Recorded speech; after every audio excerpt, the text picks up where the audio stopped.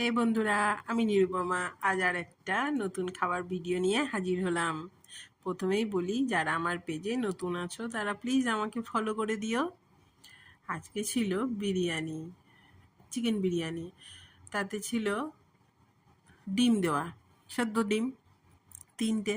ডিমটা তো আমাদের আরেকটা কাজে লাগে, সেটা হচ্ছে ডিমটা রাত্রেবেলায় আলু দিয়ে ঝোল হবে।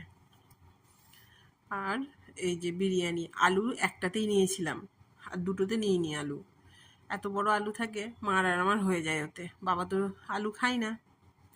আর বাড়িতে তৈরি করেছিল মা রায়তা, আর স্যালাড দিয়েছিল।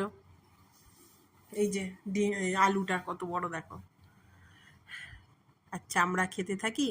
তোমরা আমার ভিডিওটাকে একটু লাইক, কমেন্ট, শেয়ার করে দিও। আর একটা নতুন ভিডিও নিয়ে হাজির হব। বাই।